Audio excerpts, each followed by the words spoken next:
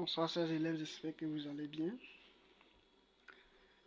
J'ai décidé de faire des cours de la 6e à la terminale avec vous cette année, l'année 2023-2024. Donc si c'est votre première fois sur ma chaîne YouTube, je vous invite à vous abonner et activer la cloche de notification pour recevoir les différents exercices que je vais traiter ainsi que le résumé de cours que je vais publier ou poster ultérieurement. Donc aujourd'hui, nous allons traiter un exercice de physique de la classe de seconde C. Après, je vais laisser le lien du sujet existe en description où vous pouvez télécharger tout simplement. Ok, donc on dit une sphère homogène du rayon R est égale à 20 cm. Donc notre rayon R ici. Donc voici le rayon que j'ai fait ici. Le schéma n'est pas totalement bien. J'espère qu'on pourra répondre les questions dont on a besoin. Donc c'est notre R comme ça. Et notre R est égal à 20 cm. Et de masse M est égal à 3 kg. Donc notre sphère a 3 kg de masse. A une masse de 3 kg. Donc cette sphère est maintenue en équilibre le long d'un mur vertical et lisse par un fil AC. Donc il s'agit du fil comme ça. Voilà, donc le fil est accroché, c'est-à-dire aux sphères à partir de ce point-là. Voilà, donc ici il s'agit de notre rayon que j'ai présenté ici. Donc c'est pas le fil qui continue jusqu'à ici.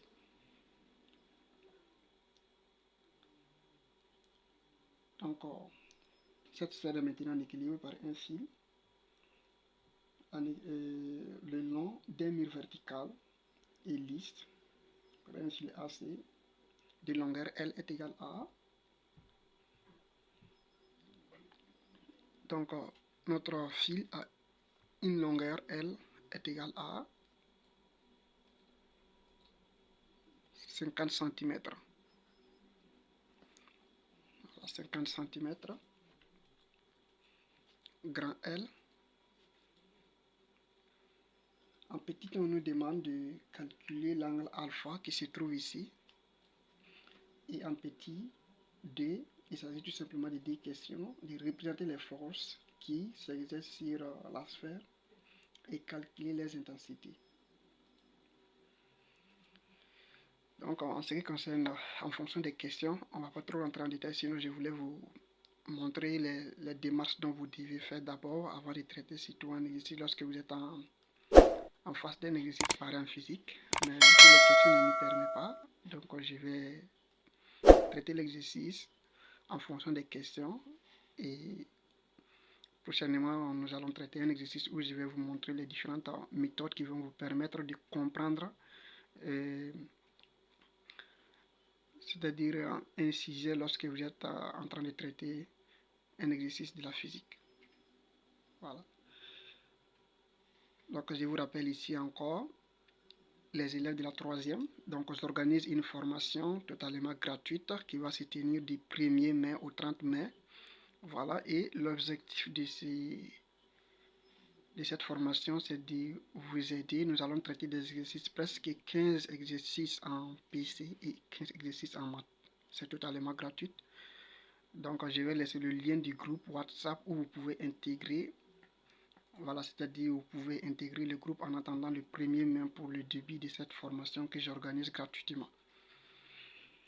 Donc nous allons commencer notre exercice. On nous demande de calculer d'abord l'angle alpha en petit 1. Donc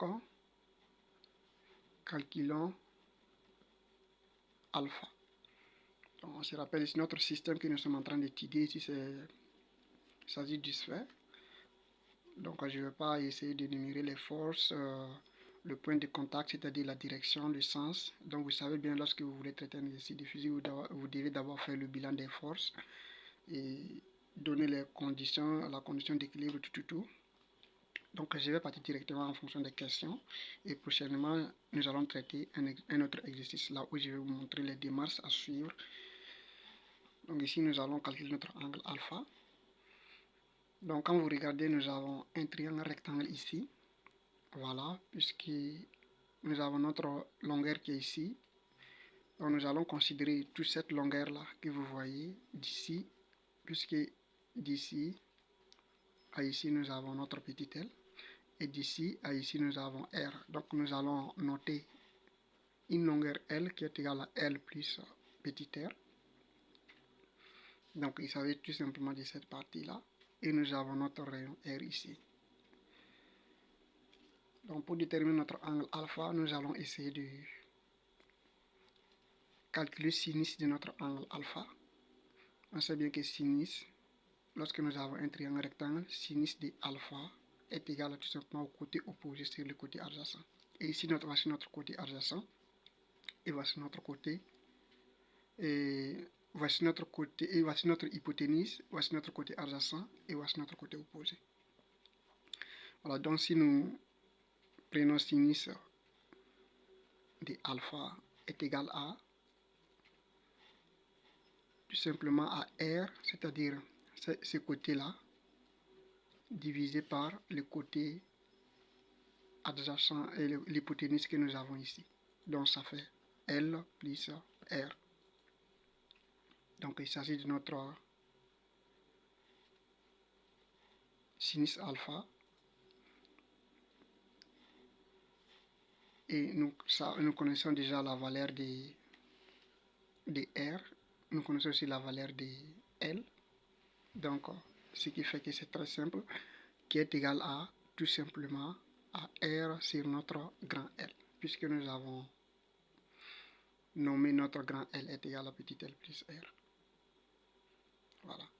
Et lorsque vous avez votre sinus alpha qui est égal à R sur L, vous pouvez tout simplement déterminer le alpha en appliquant tout simplement alpha est égal à sinus moins 1 de L sur L.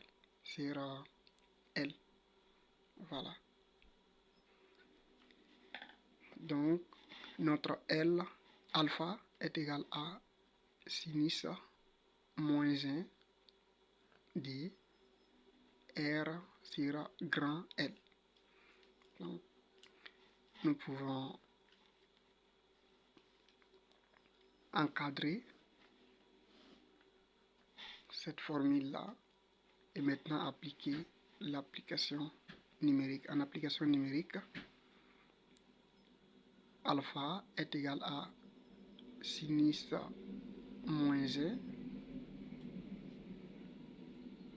de 20. Donc on n'a pas besoin de convertir quelque chose ici puisque toutes les valeurs sont exprimées en centimètres.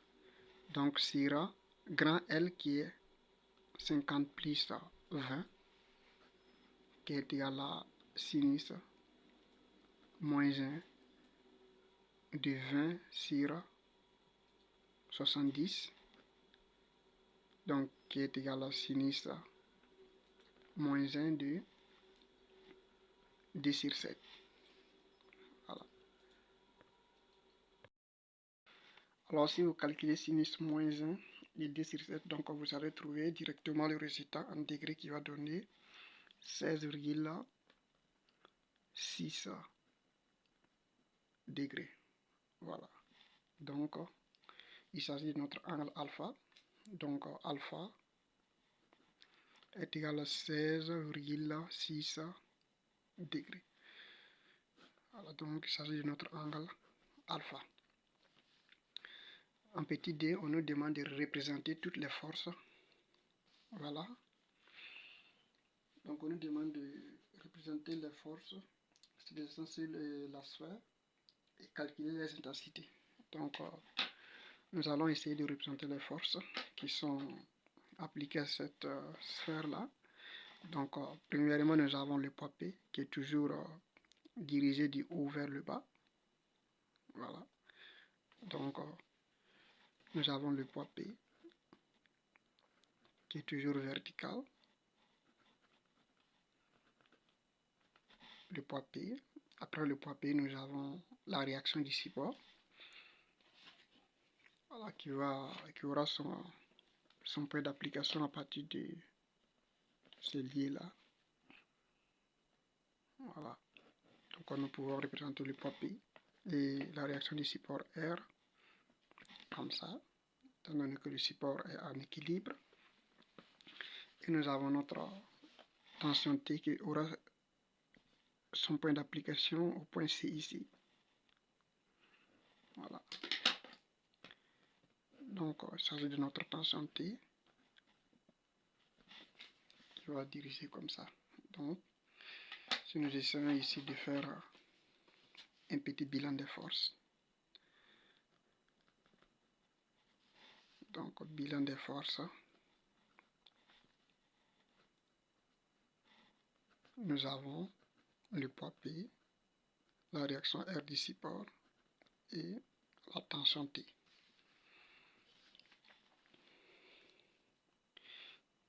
Donc le but ici c'est on demande de représenter. Après les avoir représentés, nous allons déterminer maintenant leur intensité.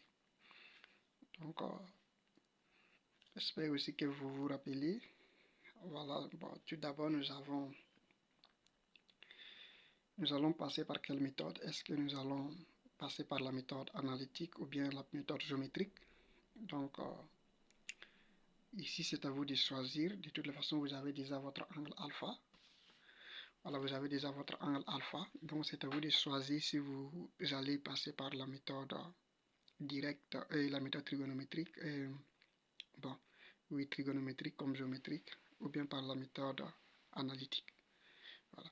Donc je vais essayer, si le temps me permet, je vais vous montrer toutes les deux méthodes, si le temps me permet. Donc si nous partons en première position avec la méthode géométrique.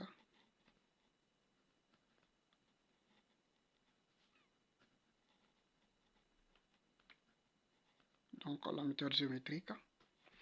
Pour la méthode géométrique, nous allons essayer de représenter ces trois forces-là par un rectangle. Voilà. Donc rappelez-vous aussi qu'il y a un théorème pour appliquer la condition d'équilibre. Il faut que ces forces soient concurrentes et coplanées, c'est-à-dire il faut que ces forces soient concurrentes, c'est quoi? C'est-à-dire il faut que les supports de ces forces-là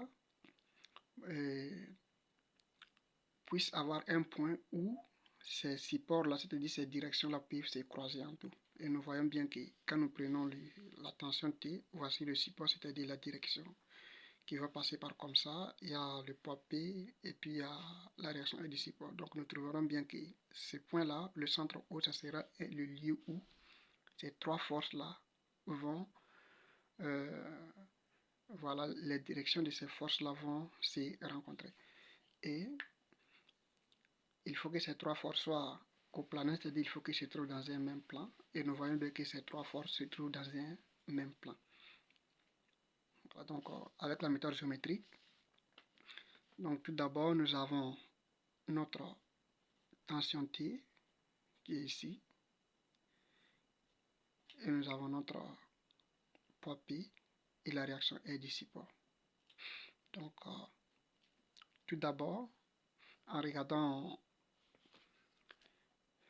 on sait bien que l'angle alpha va se former entre le poids P et la tension T. Voilà. Puisque si nous essayons de prolonger en fait le support de cette force-là, l'angle alpha peut venir se représenter ici, qui va se trouver entre T et puis P. Voilà, donc je vous rappelle qu'il y a une méthode très simple dont vous pouvez, si vous voulez savoir, est-ce que, puisque ici nous savons bien que nous avons un triangle rectangle, donc nous aurons notre poids P, qui sera, nous allons tout d'abord mettre en place notre poids P, qui est comme ça. Voilà. Donc, je vous rappelle aussi que les forces ne sont rien d'autre que des vecteurs. Donc, nous avons d'abord notre poids P. Et après, nous allons essayer maintenant de représenter notre réaction R. C'est-à-dire, voici notre réaction R qui se trouve ici, qui est perpendiculaire au poids P. Donc nous allons représenter ce poids-là et cette force-là que nous aurons comme ça. Voilà. Donc, il s'agit de la représentation maintenant de notre tension T.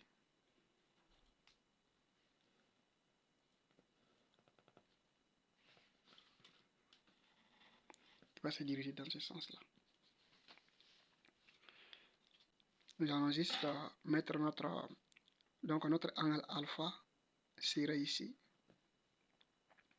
Voilà, qui va se placer entre T et puis le poids P. Et ici nous avons notre réaction R. Voilà. Donc, à partir de là, si nous prenons par exemple, puisque nous connaissons déjà notre P par définition, comme on dit, de représenter les forces et puis déterminer leur intensité. Donc on sait bien que P est égal à la masse du solide multiplié par G. Donc en application numérique, nous avons notre P est égal à 3 fois notre G, ils ont donné c'est combien? G est égal à 9,8 fois 9,8. Donc quand on calcule 3 fois 9,8, ça nous donne tout simplement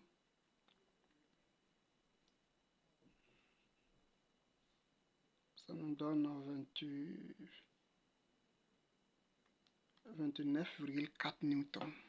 Donc 29,4 newtons. 29,4 newtons. Donc il s'agit du résultat de notre poids P. Voilà, P est égal à 29,4 newtons. Alors si nous prenons, par exemple, on sait bien que sinus alpha est égal à R sur P. R sur P. Alors ce qui signifie que notre R est égal à P sinus alpha. Est égal à R sinus alpha. Donc en application numérique, on trouve tout simplement que notre R est égal à P est égal à mg. Donc est égal à mg ici sinus alpha. Donc R est égal à 3 fois 9,8 fois sinus de 16,6. Donc ça va nous donner combien?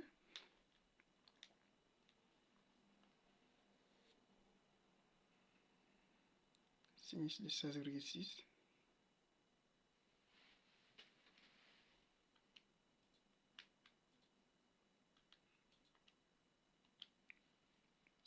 Sinus de 16,6, ça nous donne 0,28 multiplié par 9,8 multiplié par 3.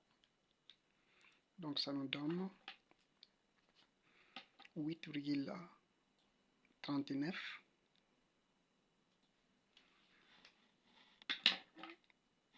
Donc l'intensité, ça nous donne 8,39. Donc on a 3, 9, 9, 9, donc vous pouvez prendre tout simplement 8,4 newtons. Voilà, 8,4 newtons. Donc ce qui nous reste maintenant, il s'agit de notre T.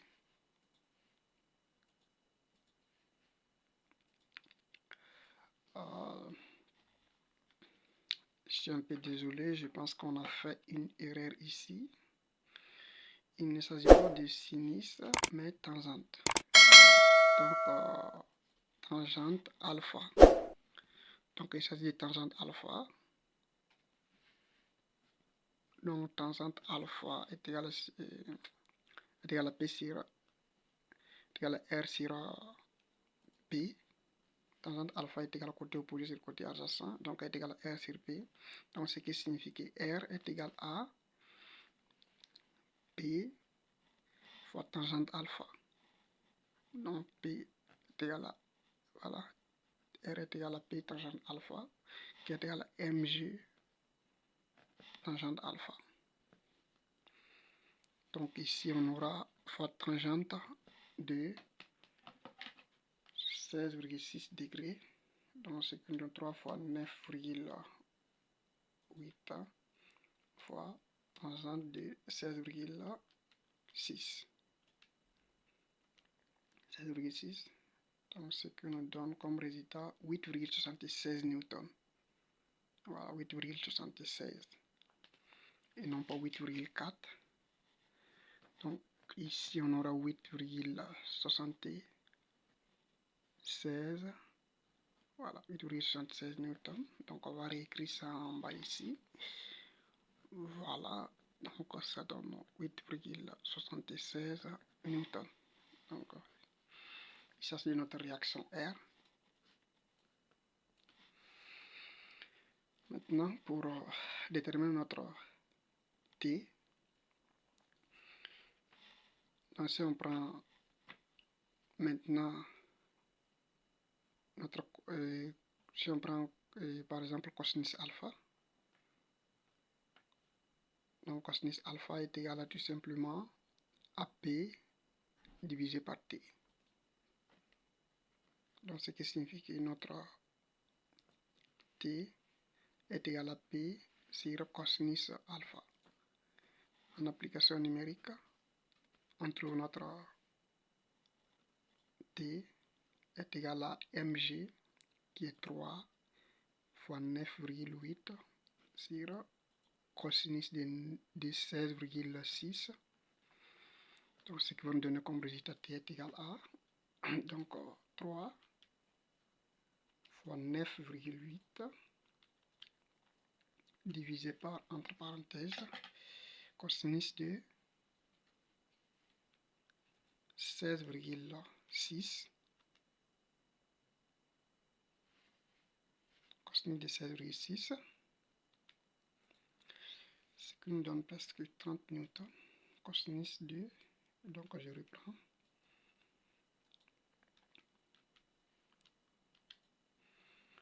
de 16,6, donc 3 fois 9,8 divisé par, ok, ce qui nous donne 30,67 newtons. Donc quand vous calculez, essayez de reprendre pour voir si réellement il n'y a pas d'erreur. Voilà. Donc il s'agit du résultat comme ça.